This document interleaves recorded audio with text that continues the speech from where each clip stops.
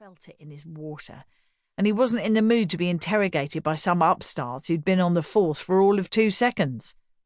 "What's your name?" "Chancellor, sir." She swallowed. "WPC Chancellor." "I like your attitude, Chancellor. Very admirable." Carrington appraised her. She was a pretty girl, he'd give her that much.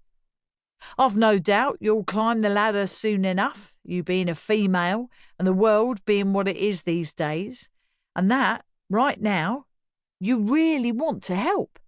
"Absolutely, sir," said the girl.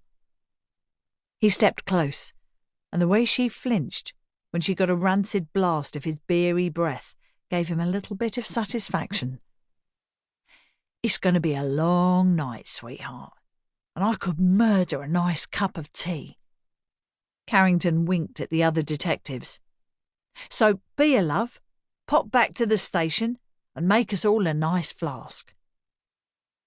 The guys from CID sniggered, and the girl's cheeks reddened. With embarrassment or anger, Carrington couldn't tell and didn't care. He'd wasted enough time and had a job to do. "Let's get this over with." He walked towards the farmhouse. "I met Swan. Trust me, he ain't going to give us any trouble. The man wouldn't say boo to a goose." He clapped an armed officer on the shoulder. "You're with me."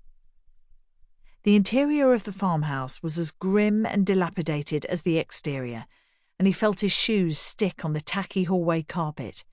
His colleagues moved quietly upstairs and into a kitchen on the left. "Jerry Swan," he called. "Are you here? It's Detective Inspector Peter Carrington from Essex Police, Jerry. We'd like to talk to you."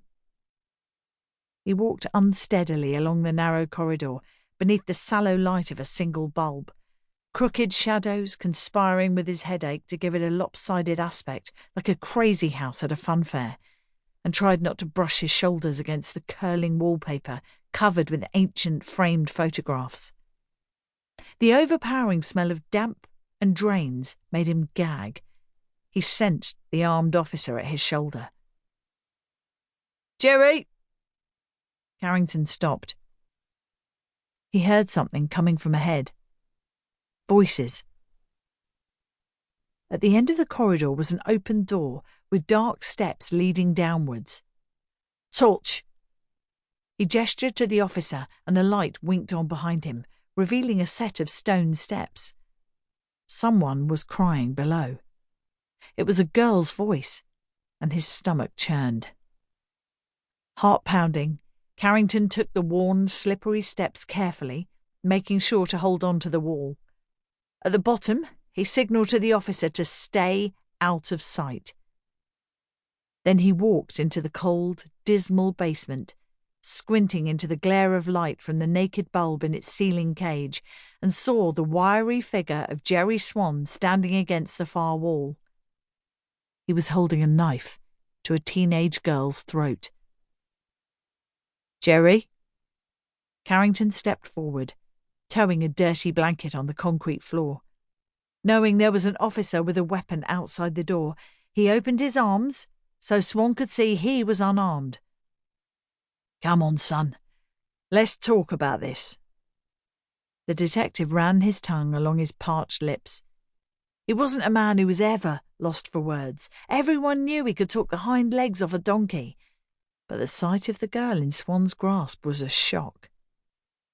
"And you'll be Becky," he said softly.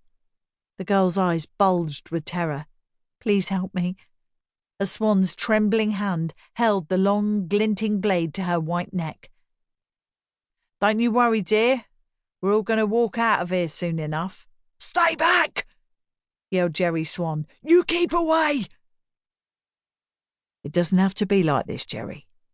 Let the girl go so we can discuss everything, man to man." Carrington heard a flutter of fear in his own voice. His vision was blurred, sweat was pouring into his eyes despite the cold of the basement, and he wiped it away with his sleeve. You don't understand." Agitated, Swan moved from foot to foot, pulling the girl with him, but his words were almost unrecognisable because of the tears and snot now pouring into his mouth.